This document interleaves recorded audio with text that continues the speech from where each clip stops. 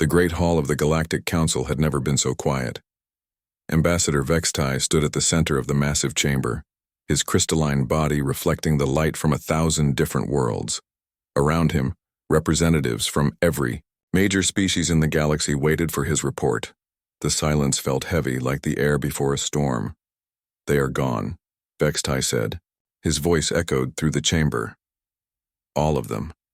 Every single human in the galaxy has disappeared." Murmurs spread through the crowd. The snake-like serpentines hissed softly to each other. The floating jellyfish creatures from the Andromeda sector pulsed with nervous light. Even the ancient rock beings from the galactic core shifted uncomfortably, their movements causing small earthquakes in the chamber floor. Commander Zalthok of the military division stepped forward. His forearms gestured to the holographic display that appeared above the crowd.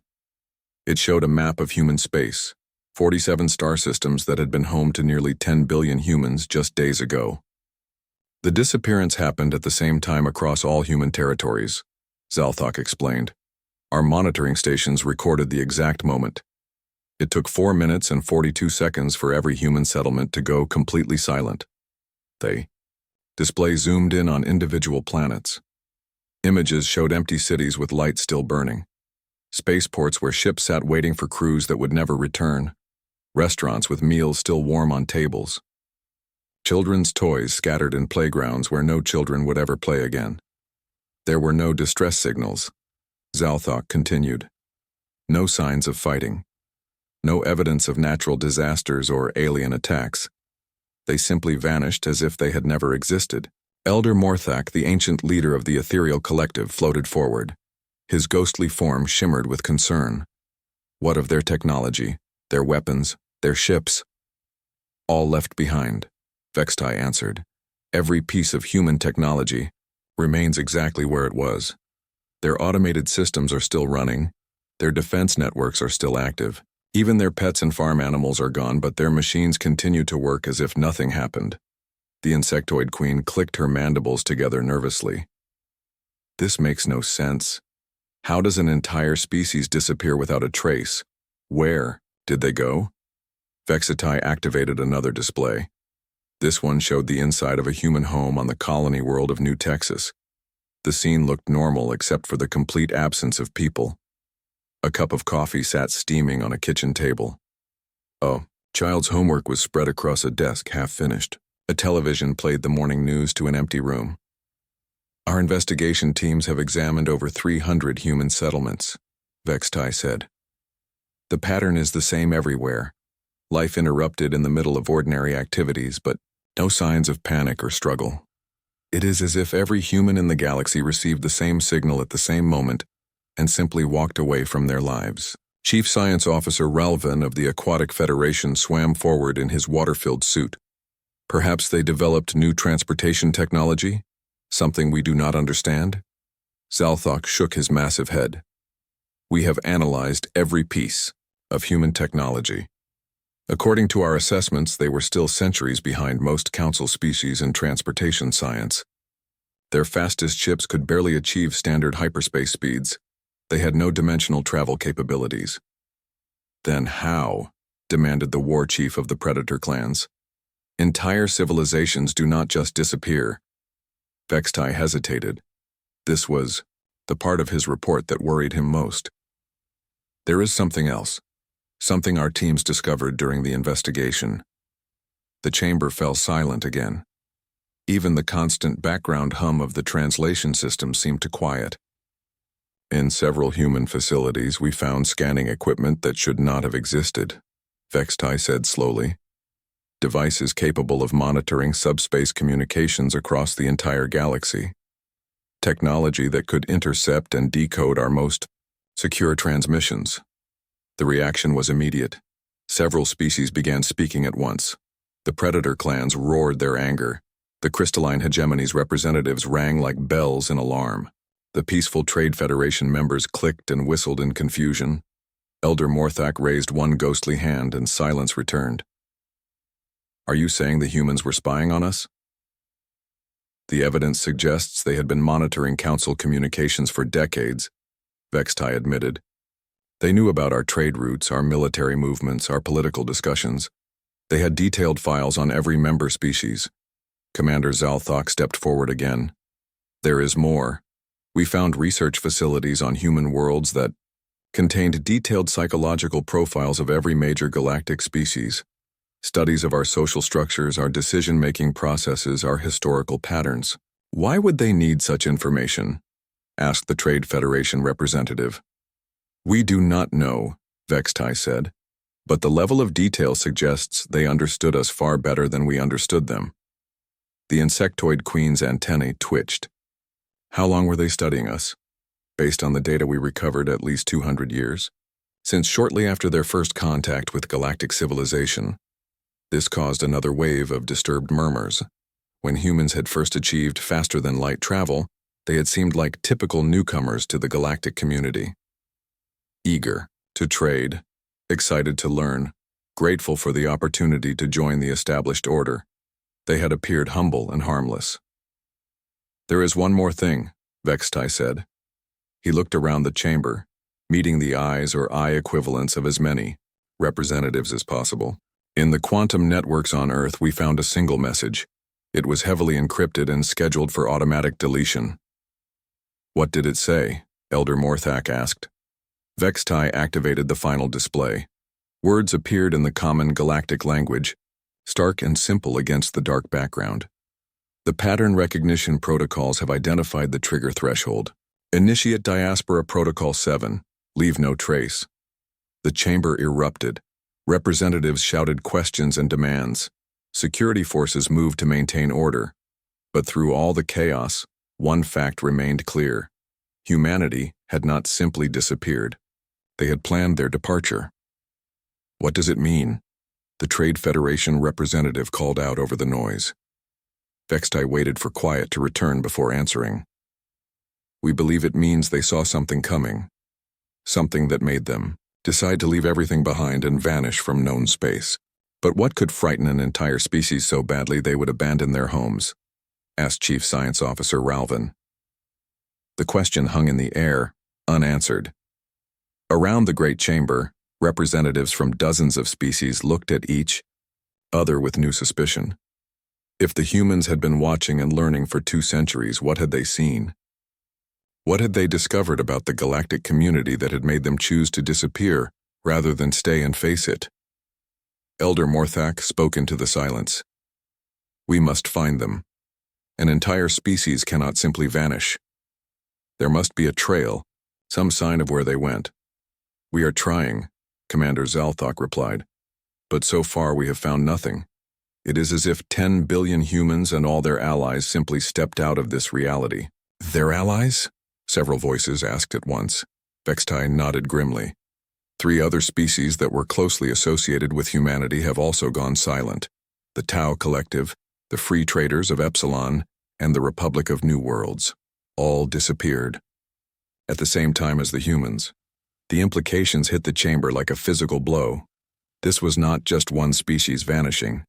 This was a coordinated evacuation involving multiple civilizations. Something had frightened 4 different species enough to make them abandon everything they had built in the galaxy. As the council session descended into chaos, one thought echoed in every mind present. If the humans had spent 2 centuries studying them, learning their secrets and preparing for this moment, what exactly had they discovered that made running away seem like the only option? And more importantly, where had they gone? Chief Investigator Zalthok stood in the middle of what had once been the busiest human space station in the galaxy. New Geneva Station had been home to 50,000 humans just a week ago. Now it drifted silently through space like a ghost ship, all its systems running perfectly but empty of life. His team spread out through the station's corridors, scanning everything with the most advanced equipment the council had. The crystalline forensics expert Vextai ran her sensors over a security console. The aquatic data specialist, Morven, analyzed computer systems through his water suit's mechanical arms. Even the ancient stone being, Karthok, used his natural abilities to sense what had happened in these halls. The security footage is intact, Vextai announced. Her crystal body chimed softly as she worked. Every camera, every sensor, every recording device was left running. Whatever happened, the humans wanted us to see it. Zalthak moved to look at the main display. The footage showed the station's final hours. Humans went about their normal business, working, eating, talking, laughing. Children played in the family sections while their parents worked nearby. Nothing seemed unusual or wrong. Show me the exact moment, Zalthak ordered. The timestamp read 15:42:17 Standard Galactic Time. One moment, the corridors were full of humans going about their daily lives. The next moment, at 15:42:21, every human on the station simply wasn't there anymore. No flash of light, no sound, no sign of what had taken them. They were just gone. 4 seconds, Zalthak muttered. Across the entire galaxy, every human disappeared. Within a 4-second window, despite being separated by thousands of light years, Morven's mechanical voice crackled through his water suit's speakers. "Commander, you need to see what I found in their computer networks." Zalthak swam through the zero-gravity corridor to where Morven floated beside a massive computer core. The aquatic had connected dozens of cables from his suit to the human systems. "These are not the primitive computers we thought humans possessed," Morven said. "The processing power here rivals our most advanced systems, but that's not the strange part." Data streams flowed across the display screens. Zalthak recognized galactic trade routes, military patrol schedules, diplomatic meeting transcripts, even private communications between council members. "They were recording everything," Zalthak breathed. "Every transmission, every data packet, every communication in council space." "For how long?" "According to the log files, they began comprehensive monitoring operations 237 years ago, shortly after they achieved faster-than-light travel and joined the galactic community." Zalthak felt his blood run cold. That meant humans had been watching and recording the Council's activities since almost the day they had made first contact. Every secret meeting, every classified decision, every piece of sensitive information, the humans had been collecting it all. "There is more," Morven continued. "They have detailed psychological profiles of every major species. Look at this." A new file opened on the screen. It showed a complete analysis of Zalthak's own species, the Corvani. The report detailed their social structures, their military tactics, their political weaknesses, even their mating rituals and religious beliefs. The level of detail was frightening. "How did they gather this information?" Zalthak asked. "Cultural exchange programs," Morven replied. "Trade missions, scientific collaborations, diplomatic visits. Every time our species interacted with humans, they were studying us, learning about us, building these profiles." Karthok, the stone being, rumbled from across the room. His voice was like an avalanche when he spoke. "They knew us better than we knew ourselves." Vexnai chimed in with new information. "Commander, I have found something in the restricted access files. It requires the highest level security clearance to view." Zalthak entered his authorization codes. The file that appeared made his blood freeze in his veins. It was titled Council Threat Assessment Protocols Historical Analysis. The document contained detailed studies of 12 different species that had been eliminated by the Council over the past 50,000 years. Species that had been deemed threats to galactic stability and order. Species that had been quietly relocated to quarantine zones or simply wiped out entirely. These were the Council's darkest secrets. Operations that only the highest-ranking members knew about. Actions taken to preserve the ancient order of galactic civilization by removing species that caused too much trouble or asked too many questions. "They knew," Zalthak whispered. "They knew what we did to the others." The file continued with psychological analyses of Council decision-making patterns. It predicted with frightening accuracy when the Council would decide a species had become too dangerous to allow continued freedom. It identified the warning signs, the political pressures, the social factors that led to these decisions, and at the end of the document was a single terrifying conclusion. Probability of Council action against humanity within next 5 years, 94.7%. "They saw it coming," Vexnai said, her crystalline voice unusually quiet. "They knew we would eventually decide to eliminate them." Morven found more files. Reports on human colonies secretly developing advanced technologies. Evidence of underground networks connecting human settlements with other young species that felt oppressed by council rule. Plans for what the humans called diaspora protocols. Detailed evacuation procedures for different levels of threat. "Look at this," Morven said. "They have been preparing for this for decades. Emergency plans, escape routes, backup colonies in uncharted space. They even have protocols for taking other species with them." Zalthok studied the evacuation plans. They were incredibly detailed and sophisticated. Every human settlement had multiple escape scenarios. Every ship had hidden modifications. Every colony had secret facilities that could be activated in case of emergency. "This level of preparation suggests they were not just afraid of us," Karthok rumbled. "They were certain we would betray them." The investigation team continued searching through the abandoned station. In the residential areas, they found more disturbing evidence. Human children's schoolwork included lessons on galactic politics that were far too advanced for their supposed level of civilization. Adults kept private journals discussing council policies with insight that suggested access to classified information. In the science sections, they discovered research facilities that should not have existed, laboratories studying dimensional physics, quantum mechanics, and space-time manipulation, fields that humans were supposedly centuries away from understanding. They were not the primitive species we thought they were, Zalthok realized. This was all an act. They were pretending to be less advanced than they really were. Vexnai found the most disturbing evidence in the station's communication center. Hidden beneath the standard equipment was a quantum entanglement network that connected to every human settlement in the galaxy. The technology was more advanced than anything the Council possessed. "This explains how they coordinated the evacuation," she said. "Instant communication across any distance. They could send the evacuation signal to every human in the galaxy at the same moment." But the most shocking discovery came when Morven accessed the station's final transmission logs. In the last hour before the disappearance, the station had received thousands of incoming signals, not from other human settlements, but from the young species that had allied with humanity. The Tau Collective had sent coordinates for dimensional gateway locations. The Free Traders had transmitted cargo manifests for emergency supplies. The Republic of New Worlds had provided population counts and evacuation schedules. They were not just evacuating themselves, Zalthok said. They were taking their allies with them. The team found evidence that humans had been secretly sharing advanced technology with these younger species for years. Weapons that could defend against Council forces. Ships that could travel between dimensions.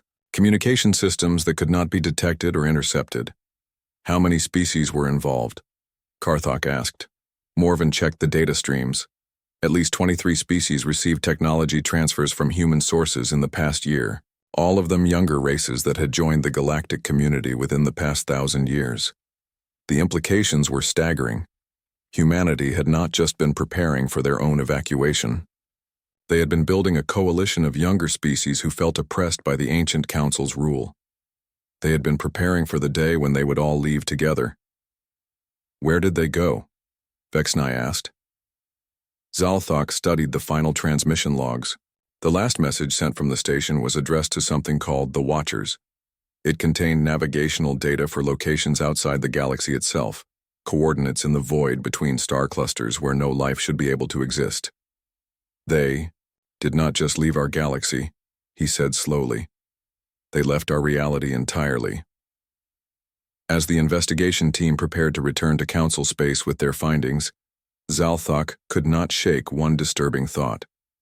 If humanity had been watching the Council for over 2 centuries, learning their secrets, understanding their methods, and preparing for this moment, then they knew exactly what the Council was capable of. They had seen what happened to species that became inconvenient. 6 months before humanity disappeared, the secret chamber beneath the Council's main station was filled with the galaxy's most powerful beings. This was not the public council chamber where representatives gave speeches and made diplomatic gestures. This was the inner circle, where the real decisions were made. Elder Morthak floated at the head of the curved table, his ghostly form barely visible in the dim light. Around him sat the leaders of the most ancient and powerful civilizations in the galaxy. These were the beings who had ruled galactic civilization for tens of thousands of years, long before younger species like humanity had even discovered fire. "The human problem has grown beyond acceptable limits," Morthak began. His voice carried the weight of 50,000 years of experience. "They are disrupting the natural order we have spent millennia creating." General Vextar of the Crystalline hegemony resonated with agreement. His massive crystal body caught the light and threw rainbow patterns across the walls. Their influence spreads like a disease. Other young species are beginning to question our authority. The table displayed holographic reports from across the galaxy. Protests on worlds that had been peaceful for centuries. Trade disputes where younger species demanded better terms. Diplomatic incidents where minor races had actually refused direct orders from council representatives. "Look at these reports," said Admiral Korthek of the Starfleet Command. Her insectoid mandibles clicked with annoyance. "The Tau Collective has demanded representation in sector governance. The free traders refuse to accept standard tribute rates. Even the peaceful garden worlds are asking for permission to develop their own defense forces. All of this started after increased human contact," added philosopher Ralman of the Ancient Wisdom. His three heads spoke in unison. Before humanity joined the galactic community, these species were content with their roles. Now they speak of rights and freedoms and other dangerous concepts.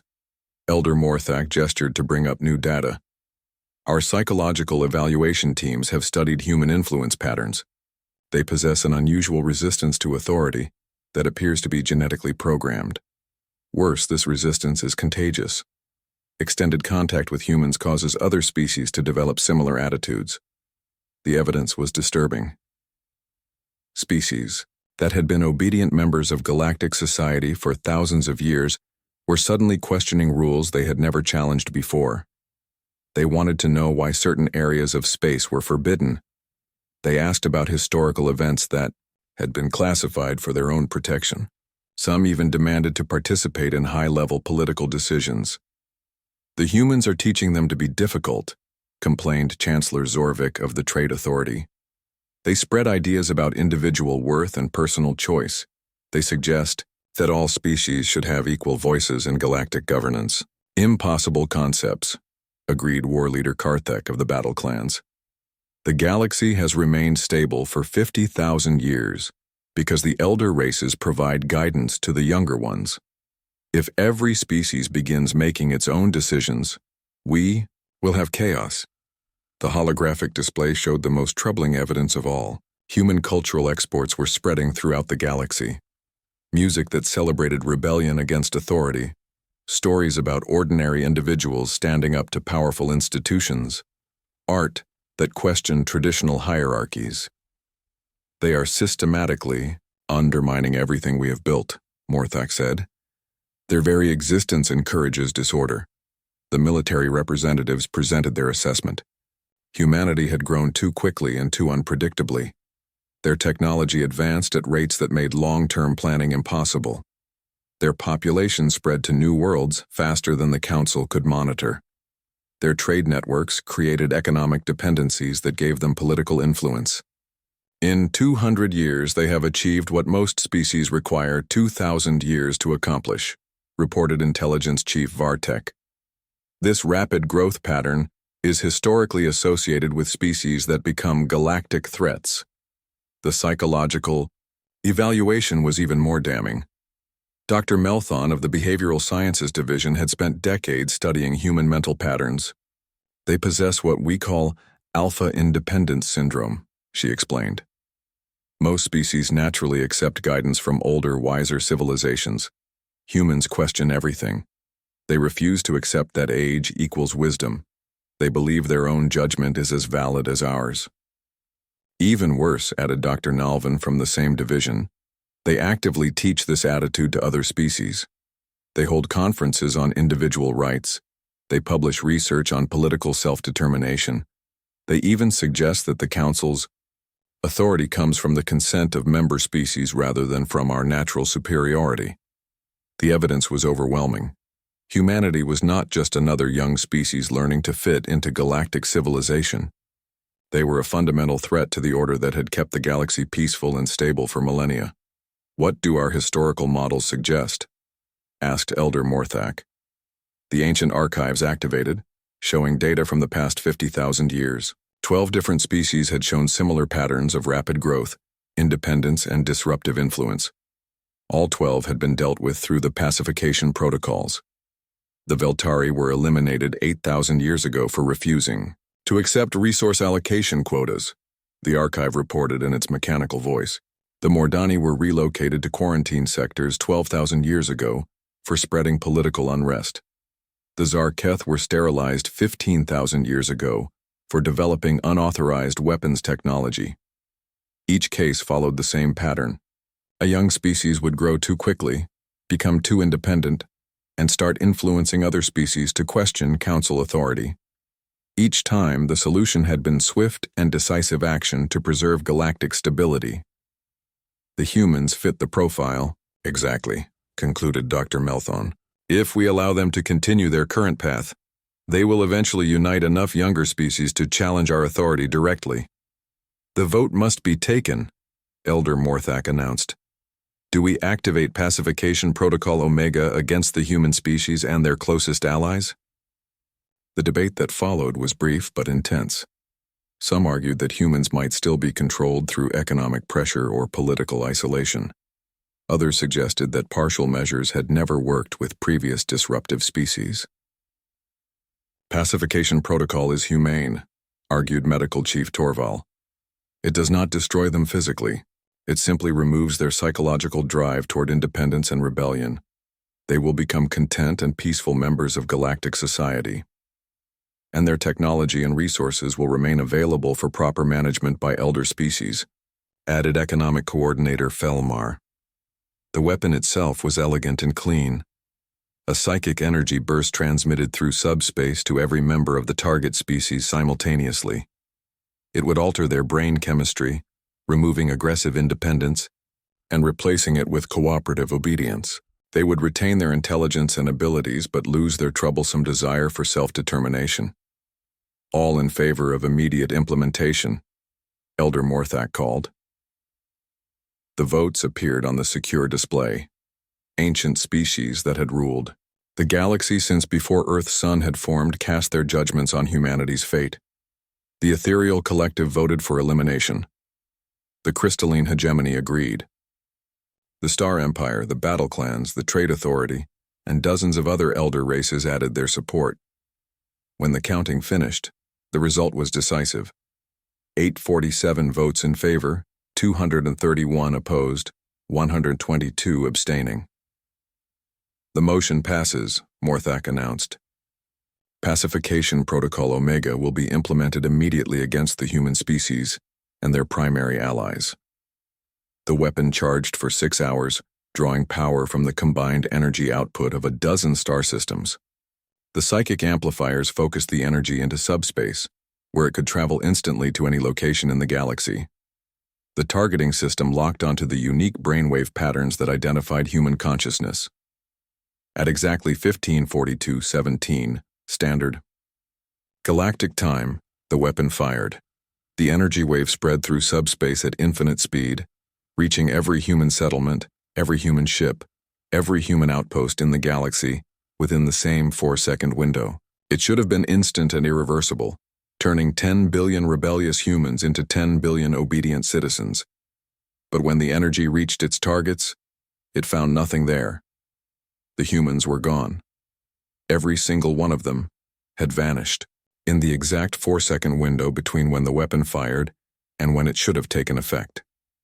Along with them went their closest allies, the Tau Collective, the Free Traders, the Republic of New Worlds, and 20 other species that had been infected with human ideas about independence. The targeting sensors found no trace of human consciousness anywhere in the galaxy. The weapon had been fired at an enemy that no longer existed. In the shocked silence that followed, Elder Morthak spoke the words that would haunt the Council for years to come. They knew. Somehow they knew exactly what we were going to do. The Most terrifying implications slowly dawned on the assembled leaders. If the humans had known about the pacification protocol, they had to have been monitoring the Council's most secret communications. They had been watching, learning, and preparing for this moment. 3 months after humanity's disappearance, the full scope of their deception began to emerge. Deep space sensors at the edge of the galaxy detected massive gravitational distortions in the void between star clusters. Something enormous was being constructed in the empty darkness where no life should be able to survive. Chief Science Officer Ralvin floated in his water suit before the main display in the Council's Emergency Command Center. The data streaming across the screens defied everything they thought they knew about physics and engineering. "The energy readings are impossible," he announced to the gathered Council leaders. "Whatever they are building out there requires the power output of an entire star system. But there are no stars in that region of space." Elder Morthak studied the readings with growing unease. How are they powering such a massive construction project? "They appear to be harvesting energy directly from the quantum foam of spacetime itself," Ralvin replied. "The technology required for such an operation is thousands of years beyond what humans should possess." Commander Zalthak activated another display showing the results of his team's ongoing investigation. What they had discovered in the weeks since humanity's vanishing painted a picture of deception so vast it staggered the imagination. "We have found evidence of human infiltration in every major council institution," he reported. Trade representatives who were actually intelligence operatives, scientific exchange students who were studying our military technology, cultural ambassadors who were mapping our political networks. The evidence was overwhelming. For over 2 centuries, humans had been systematically placing their people in positions where they could observe and learn. They had presented themselves as eager students of galactic civilization, while actually conducting the most sophisticated espionage operation in galactic history. "Look at this," Zalthak continued, bringing up personnel records. Dr. Sarah Chen, supposedly a xenobiology researcher studying with our medical division. In reality, she was analyzing the genetic weaknesses of every major species. Her research was transmitted to secret human facilities where they were developing targeted biological weapons. More files appeared on the display. Captain James Rodriguez, who served as a cultural liaison with the military division. He spent 15 years learning our defense strategies, our battle tactics, our weapon technologies. All of it was recorded and sent to human military planners. Ambassador Maria Santos, who participated in trade negotiations for 30 years. She was actually studying our economic systems, identifying critical supply chains and resource dependencies. The humans have detailed maps of every trade route in the galaxy. The scope of the operation was breathtaking. Humans had infiltrated the Council's government, military, scientific institutions, and economic networks. They had learned the deepest secrets of dozens of species while presenting themselves as harmless newcomers eager to fit in. "They knew everything about us," Elder Morthak said quietly. "Our strengths, our weaknesses, our fears, our plans. They were inside our most secure facilities for decades." But the espionage was only part of the story. Intelligence Chief Vartek had discovered something even more disturbing while analyzing communication intercepts from the months before humanity's disappearance. "They were not working alone," he announced. "We have identified at least 47 younger species that were secretly cooperating with human intelligence operations." The display showed a network that spanned the galaxy. Species that the Council had considered loyal and obedient had been sharing information with humanity for decades. The Tau Collective had provided detailed maps of Council military installations. The Free Traders had monitored economic data and resource movements. Even some species that served in Council forces had been secretly reporting to human handlers. They built a spy network that included nearly every younger species in the galaxy, Vartek continued. "While we thought we were managing a collection of individual civilizations, they were actually organizing themselves into a coordinated resistance movement." The revelation sent shockwaves through the Council chamber. The ancient species that ruled galactic civilization had been completely outmaneuvered by the primitive races they had been protecting and guiding. "How did we miss this?" demanded War Leader Karthek. "How did a network this large operate under our observation for so long?" Dr. Melthon from Behavioral Sciences had the disturbing answer. They exploited our own psychological patterns against us. We see younger species as naturally inferior and assume they lack the capability for complex deception. The humans use this assumption to hide in plain sight. Her analysis showed how humans had carefully studied each council species' cognitive biases and prejudices. To the proud warrior races, humans presented themselves as respectfully martial but clearly inferior fighters. To the ancient scholarly species, they appeared as eager students who could never match their teacher's wisdom. To the rigid hierarchical societies, they seemed appropriately submissive and deferential. They became what each species expected them to be, Dr. Melthon explained. They were psychological chameleons showing each observer exactly what that observer wanted to see. The deception had been so perfect that even now, with all the evidence before them, many council members could barely believe it. The harmless, primitive humans they remembered from diplomatic meetings had actually been highly trained intelligence operatives gathering information for a resistance movement that spanned the galaxy. "There is more," announced Archaeological Chief Torman. His team had been analyzing the abandoned human facilities with equipment designed to detect the faintest traces of advanced technology. "The humans were not just spying on us," he said. "They were also sharing advanced technology with their allied species. We have found evidence of dimensional manipulation devices, quantum communication networks, and energy weapons that are centuries beyond what any younger species should possess." The display showed photographs from hidden laboratories on dozens of worlds. The Tau Collective had been developing faster-than-light communication systems that could not be detected or intercepted. The Free Traders had built ships with cloaking technology that made them invisible to Council sensors. The Garden Worlds had secretly constructed defensive installations that could withstand assault by Council battle fleets. They were preparing for war leader Karthik realized. All of this technology sharing, all of these defensive preparations, they were getting ready to fight us. "No," Elder Morthak said slowly. "They were preparing to disappear. All of this technology was designed for evacuation, not combat." He was right. The more the investigators studied the evidence, the clearer it became that humanity's master plan had never been to fight the Council directly. Instead, they had spent centuries preparing for the day when they would need to evacuate themselves and their allies to somewhere beyond the Council's reach. The dimensional manipulation technology explains how they disappeared so completely, Chief Science Officer Ralvin noted. "They opened gateways to parallel dimensions or alternate realities where we cannot follow."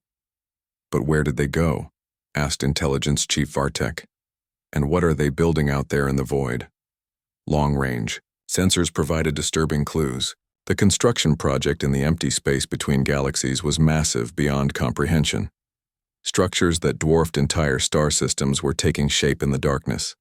Energy patterns suggested industrial facilities, shipyards, research, installations, and what appeared to be massive population centers.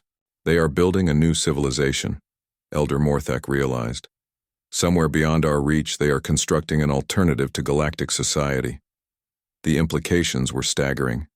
Humanity had not just escaped the Council's control, they had taken nearly a quarter of the galaxy's younger species with them. They had stolen advanced technology, kidnapped trained scientists and engineers, and removed entire populations from the established galactic order. "They have been planning this for centuries," Zalthok said. "Every cultural exchange, every trade mission, every diplomatic contact was part of this plan. They were not trying to join our civilization. They were studying it so they could build something better." The final piece of evidence came from the quantum communication networks the humans had left behind. Hidden in the background noise of their abandoned systems was a message that had been transmitting continuously since their disappearance. It was encrypted with codes that would take the Council's best computers centuries to break. But the meaning was clear from the transmission pattern. They were still watching. Somehow, from their new home in the void between realities, the humans and their allies were still monitoring everything that happened in Council space. They knew about the investigation. They knew about the Council's growing panic. They knew about the desperate searches and the failed attempts to track them down. "They are out there," Elder Morthak said, staring at the data streams flowing across the displays. Building something we cannot understand, with technology we cannot match, powered by resources we cannot locate. What do we do? Asked war leader Karthik. For the first time in 50,000 years, the Galactic Council had no answer. They had spent millennia believing they were the masters of. 6 months after humanity's disappearance, the messages began appearing everywhere at once. They materialized on public displays in the heart of the Council's capital station. They appeared in the personal communication devices of every major political leader. They even showed up on the screens of military ships patrolling the galaxy's most remote sectors. Elder Morthak stared at the message glowing on his private terminal in the Council's most secure chamber. The same words that were being broadcast, simultaneously to billions of beings across known space. We know what you tried to do. We know what you did to the others. We have not forgotten, and we have not forgiven. But we have learned. The message continued, each line appearing with precise timing across every screen in the galaxy. You taught us that survival requires strength. You showed us that independence demands vigilance. You demonstrated that peace comes only through the credible threat of consequences. In the emergency session that followed, the council chamber filled with representatives from every major species. The fear in the room was almost physical. These ancient beings who had ruled galactic civilization for millennia were experiencing something they had not felt in thousands of years: powerlessness. How did they penetrate our security networks? Demanded General Vextar. These systems are protected by quantum encryption that should be impossible to break. Chief of Communications, Raldet, had no answers. The messages appeared simultaneously, on every device in the galaxy. Not just council systems, every computer, every display screen, every communication network. Even isolated systems with no external connections received the transmission. They are using technology we do not understand, admitted Chief Science Officer Ralvin. The energy patterns suggest they are manipulating quantum entanglement at a galactic scale. They can send information instantly to any location in known space without using any detectable transmission method. The implications were terrifying. If humans could bypass every security system and reach any location instantly, then nowhere in the galaxy was truly safe from their influence. The message continued with more disturbing revelations. We are no longer the species you tried to eliminate. We are no longer confined to your reality. We are no longer your victims. Deep space sensors confirmed the worst fears. The construction project in the void between galaxies had grown to impossible proportions. Structures larger than star systems now existed where empty space had been before. Energy readings suggested industrial capacity that could build entire fleets of ships in a matter of days. What are they building out there? War leader Karthik asked for the 100th time.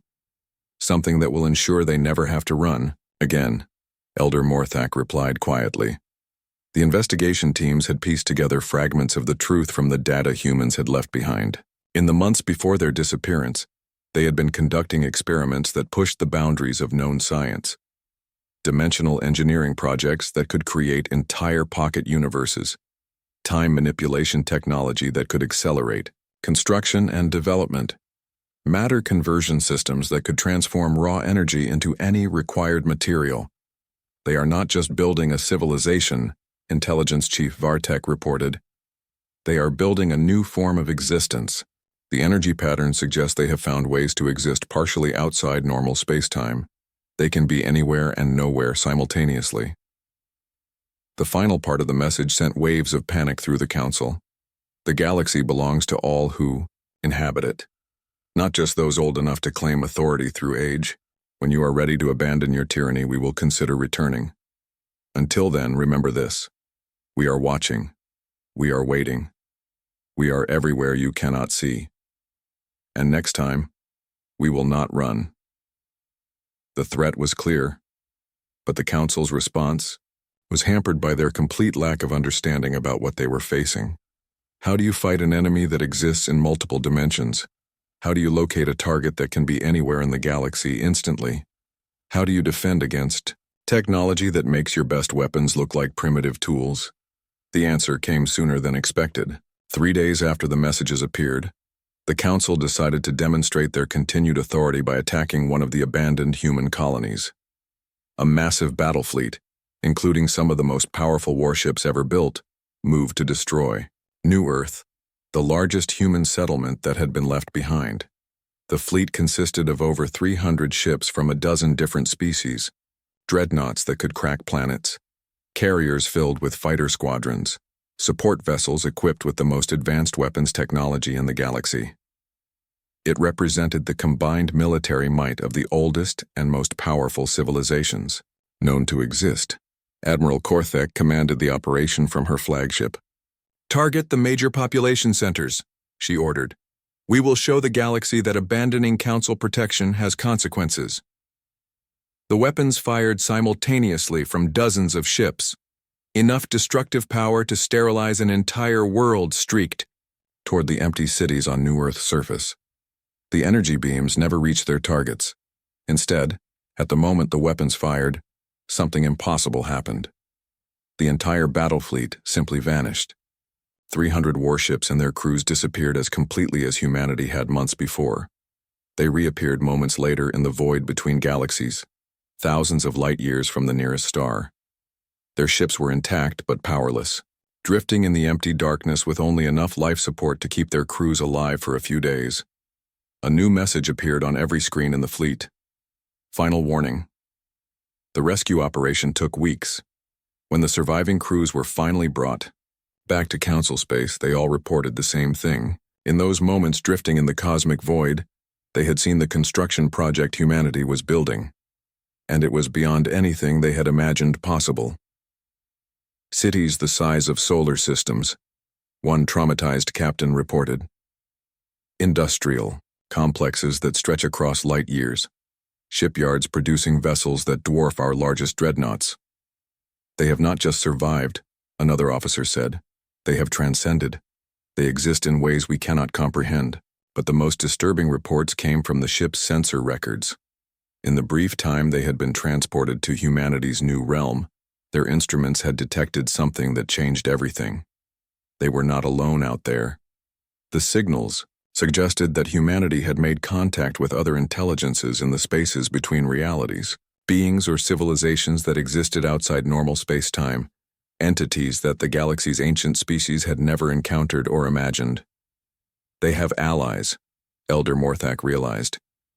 Not just the younger species they took with them, but something else, something from beyond our universe. The final message from humanity arrived exactly 1 year after their disappearance. It appeared not as text on screens, but as a voice that spoke directly into the minds of every sapient being in the galaxy. We offered you partnership. You chose domination. We offered you cooperation. You chose control. We offered you peace. You chose war. Now we offer you one final choice. Abandon the ancient tyrannies that have kept this galaxy in chains for 50,000 years. Allow all species to determine their own destinies. Grant freedom to those you have oppressed, or continue as you are and discover what happens when your victims become your equals. The voice faded, but its implications echoed through the galaxy. In the months that followed, more younger species began disappearing from Council space, not through forced evacuation this time, but through voluntary migration. Ships would simply leave for the edge of the galaxy and never return. The Council's grip on galactic civilization was loosening. Species that had been obedient for millennia were questioning orders, demanding explanations, even refusing to comply with ancient laws. The fear was spreading. Fear that the humans might return, fear that they might not, fear that everything the elder species had built was crumbling. In the darkness between realities, humanity's new civilization grew stronger. Every day, they had learned from their enemies' mistakes and built something better. A society where age did not automatically grant authority, where might did not make right, where every species had a voice in their collective destiny. They had not just escaped the Council's tyranny, they had transcended it entirely. And now they waited, patient and powerful, for the day when the galaxy would be ready to join them in freedom. The Council's age of absolute rule was ending. A new age was beginning. And this time humanity would not run. The galaxy belonged to everyone now. The ancient species would learn to share it, or they would discover what it meant to face an enemy that had grown beyond their ability to control or comprehend. In the space between stars, 10 billion humans and their allies continued building their new world, secure in the knowledge that they had finally found something worth fighting for: the right to exist as free beings in a universe that belonged to all who called it home. The message was clear to anyone willing to listen. The age of tyranny was over. The age of freedom had begun,